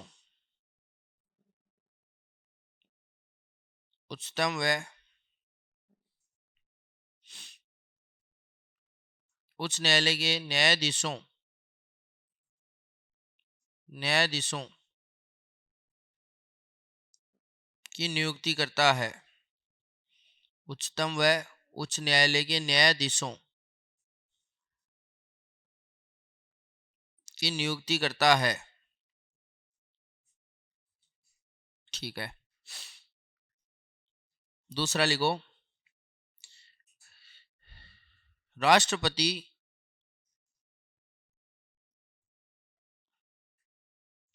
सुप्रीम कोर्ट से परामर्श ले सकता है। राष्ट्रपति सुप्रीम कोर्ट से परामर्श ले सकता है। अनुच्छेद 143 143 सुप्रीम कोर्ट से परामर्श ले सकता है। तो एक बात बताओ, सुप्रीम कोर्ट परामर्श देने के लिए बाध्य है या नहीं? जैसे राष्ट्रपति ने मांगी परामर्श कि भाई मुझे सलाह दो, तो क्या सुप्रीम कोर्ट बाध्य है? चलो इसके बारे में बात करेंगे, बाध्य है या नहीं। फिर सुप्रीम कोर्ट ने दे दी सलाह, तो क्या राष्ट्रपति मानने के लिए बाध्य है? नहीं, और ना ही सुप्रीम कोर्ट देने के लिए बाध्य है। और ऐसा एक बार सुप्रीम कोर्ट ने किया भी, बाबरी मस्जिद कांड में 1992 में जब बाबरी को लेकर दंगे चल रहे थे भारत में, तब राष्ट्रपति ने सुप्रीम कोर्ट से परामर्श मांगा था कि हमें इस क्षेत्र में क्या करना चाहिए। तब सुप्रीम कोर्ट ने किसी भी प्रकार के स्टेटमेंट से मना कर दिया, कोई भी सलाह देने से मना कर दिया। तो 143 कहता है कि मांग सकता है, ना तो वो देने को बाध्य है, और अगर दे दी सलाह तो मानने के लिए बाध्य नहीं है। ठीक है, तो ये हो गया। इसके बाद में हाँ, क्षमादान की शक्तियां, ये आपके राज्यपाल में भी काम में आएंगे। 161 अनुच्छेद 161 पढ़ा होगा ना, क्षमादान की शक्तियां राज्यपाल की। यहाँ पे राष्ट्रपति की हैं क्षमादान की शक्तियां। क्षमादान की शक्तियां अनुच्छेद 72।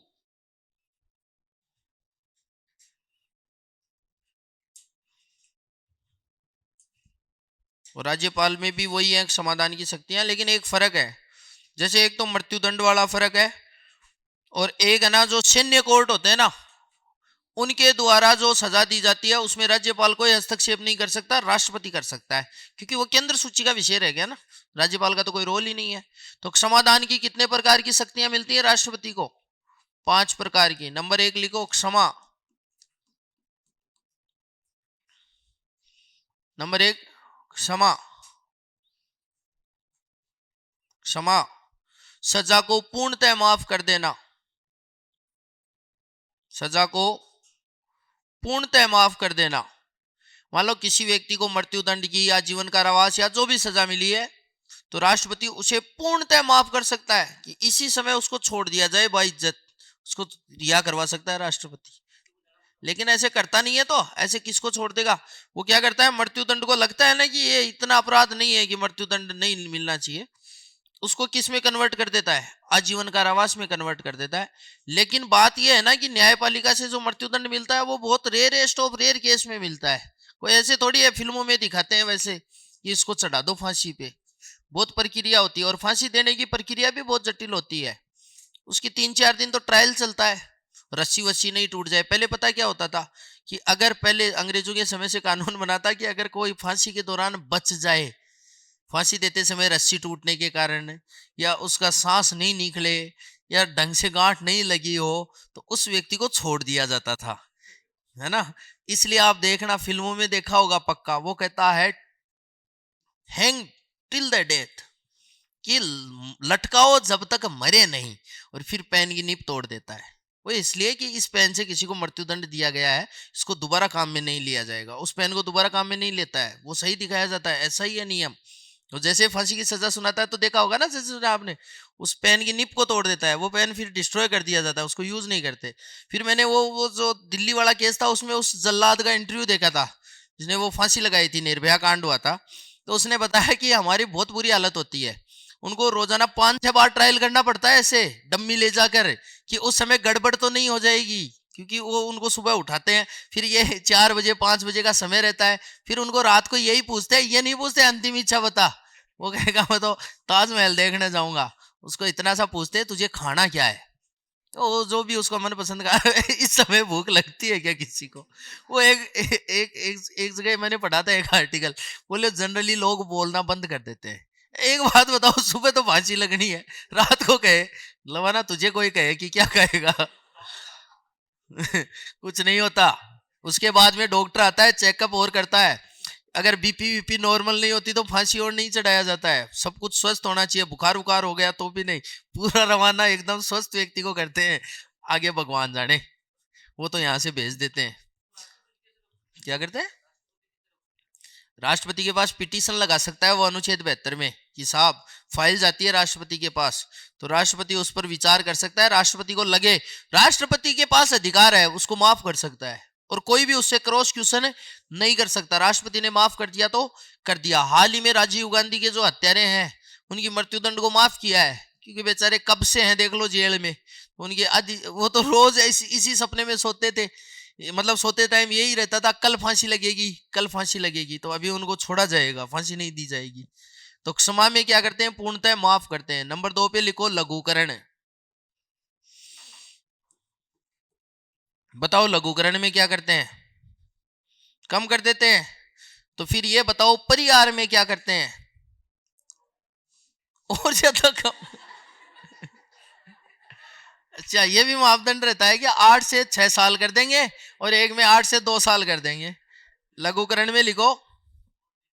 नहीं, वो तो क्षमाई हो गया छोड़ना। तो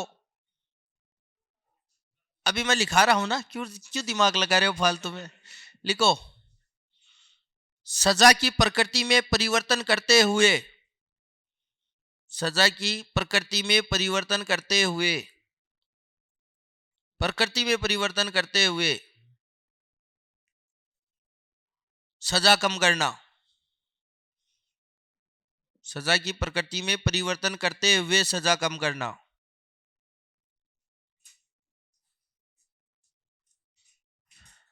अब सजा तो कम परिहार में भी कर रहे हैं, इसमें भी कर रहे हैं, लेकिन फर्क क्या है? प्रकृति में परिवर्तन। उदाहरण लिख लो, समझ जाओगे। जैसे मृत्युदंड को आजीवन कारावास में बदलना। मृत्युदंड को आजीवन कारावास में बदलना, तो बताओ सजा कम की कि नहीं? फांसी की सजा से आजीवन कारावास। और प्रकृति यानी सजा देने का नेचर ही चेंज हो गया। एक में तो फांसी दे रहे थे, अब क्या है उसको? आजीवन कारावास। नहीं, अलग अलग होता है। जैसे कई बार क्या होता है, जज के मूड पे भी होता है। ये था हरियाणा से राम रहीम, तो राम रहीम को जब सजा सुनाई गई तो जज को कोई पर्सनली ऐसे मतलब थी फीलिंग कि ये गलत इंसान है, या जो भी उनको लगा। तो क्या होता है, जनरली उसको 2 केसों में 10-10 साल की सजा हुई। 2 केसों में मतलब प्रूफ हो गया 10-10 साल की सजा। तो जज क्या होता है, जनरली 10-10 साल की सजा पैरेलल चलती है दोनों की। वो एक आदमी तो रह गया, तो जज ने स्पेशल नोट लगाया वहां पे कि इनके पहले ये सजा पूरी होगी 10 साल की, और उसके बाद दूसरी सजा शुरू की जाएगी। तो अब वो 20 साल रहेंगे, 10 उसके लिए, 10 उसके लिए। ये अलग अलग होता है आजीवन कारावास। किसी के लिए 14 साल का होता है, किसी के लिए 20 साल का होता है, किसी के लिए मृत्यु पर्यंत भी होता है। तो ये उसके अपराध करने की प्रकृति पर निर्भर करता है, न्यायपालिका पे, कि ये तो कानून बने हुए हैं ना, कौन सी धारा में कितनी सजा अधिकतम दी जा सकती है, उससे अधिकतम नहीं दी जा सकती। जैसे जैसे दिल्ली वालों को दिया था, तो उनको रेप के लिए नहीं दिया था, रेयरेस्ट ऑफ रेयर, एक नाम सुना होगा, दुर्लभतम से भी दुर्लभ।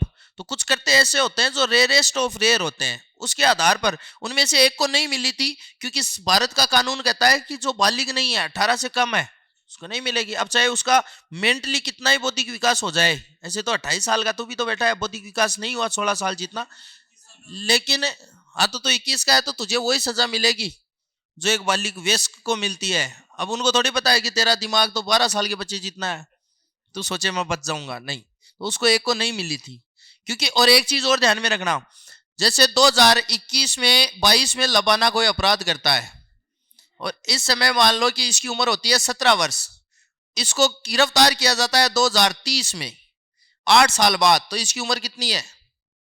25 वर्ष है। तो इस पर जो आरोप लगाए जाएंगे वो 17 वर्ष की उम्र के हिसाब से लगेंगे। जब इसको गिरफ्तार किया जाता है तब ये 25 का है, वो नहीं माना जाएगा कोर्ट में। जब इसने अपराध किया था तब इसकी उम्र कितनी थी, तब उस आधार पर। लेकिन 17 और 25 में फर्क एक आ जाएगा कि यहाँ पर बाल कारागार में भेजा जाता है, यहाँ पर मुख्य सेंट्रल जेल में भेजेंगे, जहां बढ़िया बढ़िया पैर दबवाने वाले आपको आगे से मिलेंगे वहां पे। ये भी जेल में भी बहुत दशा होती है, ऐसे फिल्मों में दिखाते हैं, वैसे नहीं होती इतनी अच्छी। परिवार में लिखो, जाते पूछते हैं लाल घोड़े पे बैठेगा सफेद घोड़े पे। लाल घोड़े का मतलब मिर्च बटवाते हैं भाई, हाँ, और सफेद घोड़े का मतलब आटा लगवाते हैं। और जैसे तो चोरी वोरी में गया तो और दशा बनवाते हैं। चोरी वोरी में गया तो वहां पे तो मर्डर वाले भी बैठे रहते हैं, कहीं जरा चोरी करके आया तो पैर दबा। हाँ, ये वास्तविकता है। और और एक्सटोर्शन मनी और लेते हैं सेफ्टी के लिए, उनके आदमी होते हैं बाहर पैसे और लेते हैं कि इसकी सेफ्टी हम करेंगे जेल में, तो उसकी सेफ्टी के लिए पैसे और देने पड़ते हैं। तो ऐसा नहीं होता भाई, बहुत दशा बनाते हैं। पर यार वो तो बेस्ट होता है यार, वो तो वहां का राजा है। इससे बड़ा तो क्या ही अपराध करके जाएगा वहां पे। लिखो परिवार में, सजा की प्रकृति में, सजा की प्रकृति में परिवर्तन किए बिना, सजा की प्रकृति में परिवर्तन किए बिना सजा कम करना। प्रकृति में परिवर्तन किए बिना सजा कम करना, किए बिना सजा की प्रकृति में परिवर्तन किए बिना सजा कम करना, जैसे जैसे 8 साल के कठोर कारावास को 8 साल के कठोर कारावास को 4 साल के कठोर कारावास में बदलना। 8 साल के कठोर कारावास को 4 साल के कठोर कारावास में बदलना। प्रकृति सेम है ना सजा की, कठोर कारावास पर कम हो गई 8 से 4 साल। पत्थर वत्थर तुड़वाते हैं, 1980 की वाली मूवियां नहीं देखता था, 90 के दशक की काली पहाड़ी, जहां से गुंडा भाग जाया करता था जेल से पत्थर तोड़ते तोड़ते, फिर लास्ट में हीरो वहीं मिला करता था। फिक्स जगह होती थी उसकी, माँ को बहन को ऐसे पकड़ लिया जाता था, ऐसे रस्सी से बांध देते, फिर एक कुत्ता या बंदर आता था, वो रस्सी को खोल देता था, फिर पहले हीरो मार खाता था। ये फिक्स सा होता था क्लाइमेक्स, है ना? है नहीं, उसको वापस पकड़ के फिर डाल देते हैं। तो अनुच्छेद 21-22 में हमने क्या पढ़ा कि दोहरे दंड नहीं, उसमें अनुच्छेद 20 में दोहरे दंड से संरक्षण, यानी एक अपराध के लिए एक ही बार, तो किसी व्यक्ति को अगर सजा मिल गई 10 वर्ष उसने पूरी कर ली, उसके बाद उसको दोबारा अगर दूसरा अपराध किया है तो सजा देंगे। ये नहीं है कि 10 साल का हटाया तो वो अब अपराध करता रहे, कि 10 साल ही तो मिल गई मुझे तो अब दूसरा मर्डर और कर दे, तो दूसरा मर्डर करेगा तो दोबारा मिलेगी सजा। वो ये नहीं कह सकता कि मैं पहले काट आया एक मर्डर की। इसीलिए इसीलिए कुछ लोगों को सुना भी होगा, 2-3 को मार देते ना ये सीरियल किलर, उसके बाद इनको फर्क नहीं पड़ता, क्योंकि सजा तो फिर फांसी होनी है, तो ये मारते जाते हैं बाद में। तो फांसी या जो भी सजा होती है एक बार होती है एक अपराध के लिए। 4 में लिखो विराम, विराम। लेकिन फिर क्या नजर में आ जाता है, जैसे आपको पता होगा जो ये थाने वाले होते हैं ना, इनका एक सिस्टम होता है, जो छोटे मोटे अपराध होते हैं ना चोरी वोरी के, इनके पास है ना 15-20 एक फिक्स आदमी होते हैं, चाहे चोरी कोई करके चला जाए सबसे पहले उनको ही बुलाते हैं, कि भाई हर थाने में होता है ये, तो उनको 15-20 को बुलाते हैं, बुला के पूछते हैं अरे तूने किया है क्या, किया है तो बता दे, तो वो कहता है कि मैंने नहीं किया, तब आगे कोई जांचबीन करते हैं, वरना इनको पता रहता है चोरी की किसने है। चौथा लिखो विराम, विराम। विशेष परिस्थितियों में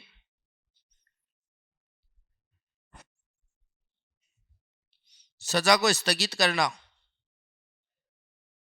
विशेष परिस्थितियों में सजा को स्थगित करना, सजा तो मिलेगी लेकिन स्थगित कर दिया। जैसे मान लो गर्भवती महिला है, उसके 2-3 महीने में बच्चा होने वाला है, तो ऐसी स्थिति में राष्ट्रपति को अगर दया आ जाती है, अगर लगता है, तो वो कहेगा कि इसके आराम से प्रसव होने के बाद इसको सजा शुरू कर दी जाए, तब तक इसको रोक लगा दी जाए। और एक होता है पर विलंबन, पर विलंबन, सजा पर अस्थायी रोक, पर विलंबन, सजा पर अस्थायी रोक, सजा पर अस्थायी रोक। मान लो कोई पिटीशन पेंडिंग पड़ी है, फांसी होने वाली है, राष्ट्रपति को लगता है मैं इस पर विचार करूंगा, कुछ समय के लिए अस्थायी रूप से रोक लगा दी जाती है कि बाद में इंप्लीमेंट करना। फिर लिखो वित्तीय शक्तियां,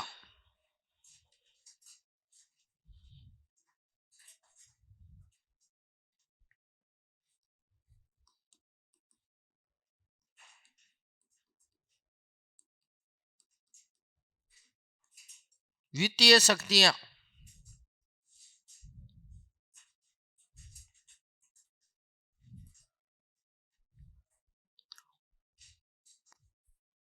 एक तो बजट प्रस्तुत करवाता है, बजट प्रस्तुत करवाना, अनुच्छेद 112। क्या हुआ, जिम का टाइम हो गया तेरे? बजट प्रस्तुत करवाना, कोई विधेयक, कोई विधेयक नहीं, लिखो धन विधेयक, धन विधेयक, धन विधेयक राष्ट्रपति की पूर्व सूचना पर ही, धन विधेयक राष्ट्रपति की पूर्व सूचना पर ही पूर्व सूचना पर ही लोकसभा में रखा जा सकता है। धन विधेयक राष्ट्रपति की पूर्व सूचना पर ही लोकसभा में रखा जा सकता है। अब क्वेश्चन सुनना। क्वेश्चन नंबर 1, धन विधेयक किसकी पूर्व सूचना पर रखा जा सकता है? राष्ट्रपति। क्वेश्चन नंबर 2, धन विधेयक कौन से सदन में रखा जा सकता है? केवल लोकसभा में। राज्यसभा के अधिकार सीमित है इसमें, क्योंकि संचित निधि पर होता है ये। तीसरा क्वेश्चन, कोई विधेयक धन विधेयक है अथवा नहीं, इसका निर्णय कौन करता है? लोकसभा अध्यक्ष। कौन करता है? लोकसभा अध्यक्ष करता है। उसके बाद में अगला लिखो, वित्त आयोग का गठन करता है। वित्त आयोग, वित्त आयोग का गठन अनुच्छेद 280। वित्त आयोग का गठन करता है अनुच्छेद 280।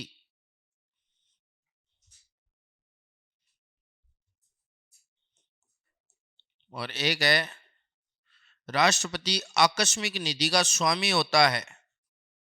आकस्मिक निधि का स्वामी। एक होती है संचित निधि। संचित निधि का स्वामी पूछ ले कौन होता है तो?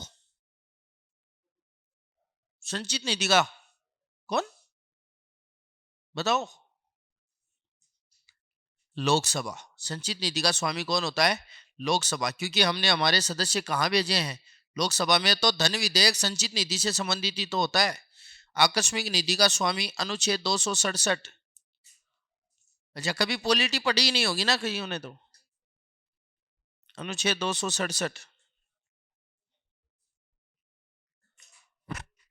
अनुच्छेद 267। आपातकालीन तो कल करेंगे। एक शक्ति और है अध्यादेश, छोटी सी, वो और कर लेते हैं आज के लिए। अध्यादेश जारी करने की शक्ति। आगे क्लास हो रही है क्या आपकी? ठीक। टेस्ट की तैयारी है तेरी तो। अध्यादेश की शक्ति। अध्यादेश की शक्ति अनुच्छेद 1, 2, 3। कल अपना पूरा हो जाएगा ये। अध्यादेश की शक्ति। अगर संसद नहीं चल रही हो, कानून बनाना आवश्यक हो, तो राष्ट्रपति कानून बना सकता है। तो अध्यादेश की शक्ति में लिखना, यदि संसद का सत्र नहीं चल रहा हो,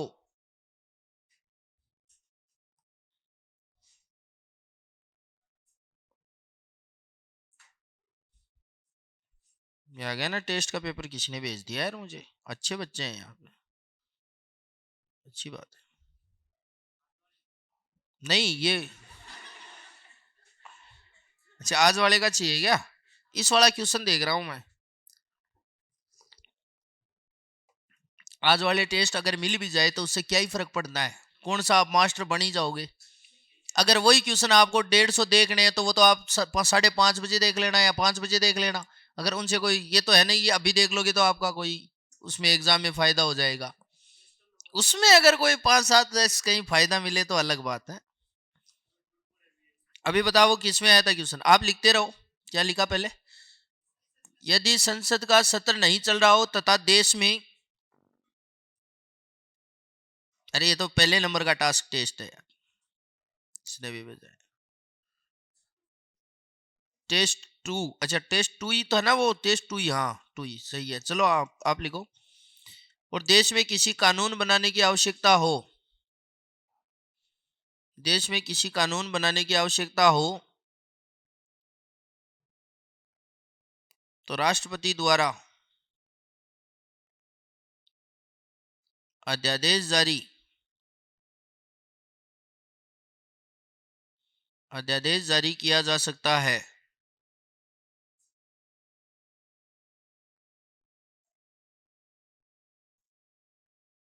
अध्यादेश जारी किया जा सकता है।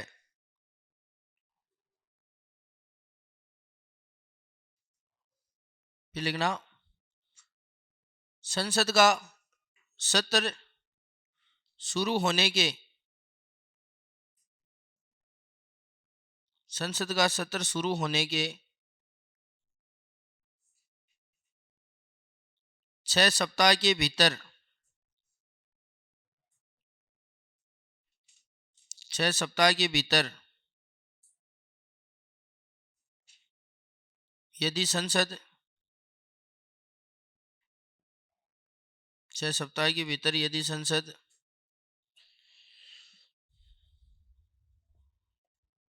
अध्यादेश को पारित नहीं करती है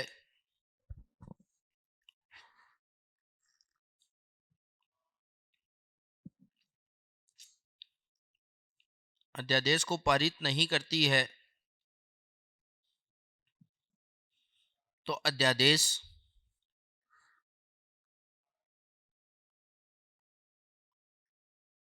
समाप्त हो जाएगा।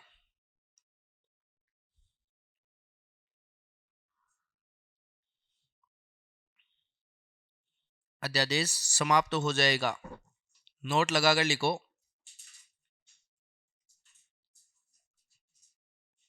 अध्यादेश की अधिकतम अवधि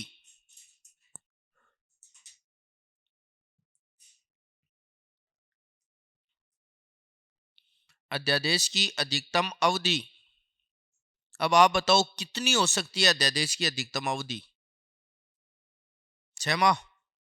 लिखो, अध्यादेश की अधिकतम अवधि 6 माह 6 सप्ताह हो सकती है।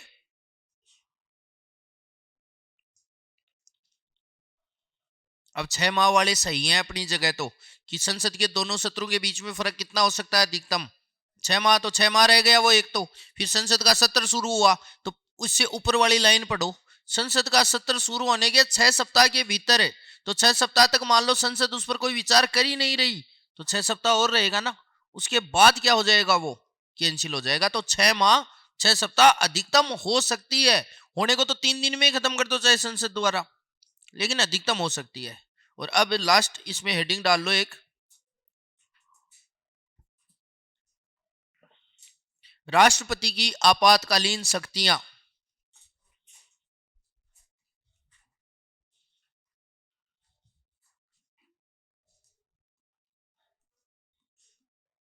राष्ट्रपति की आपातकालीन शक्तियां।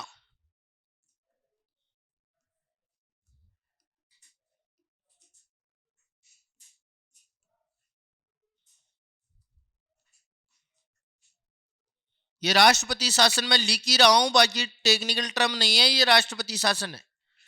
संविधान में तो यही लिखा है कि अगर किसी राज्य का संवैधानिक तंत्र विफल हो जाता है और राज्यपाल ऐसा संसूचना राष्ट्रपति को देता है, तो उस राज्य की कार्यपालिका की शक्तियां संसद को सौंप दी जाएंगी। तो वो संसद की जो कार्यपालिका और विधायी शक्तियां वो किसको मिल जाएंगी?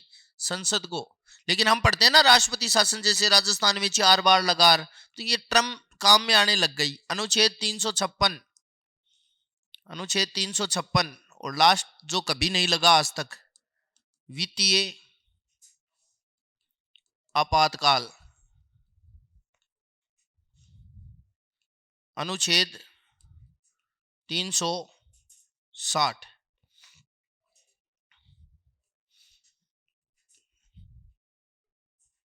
वित्तीय आपातकाल 360।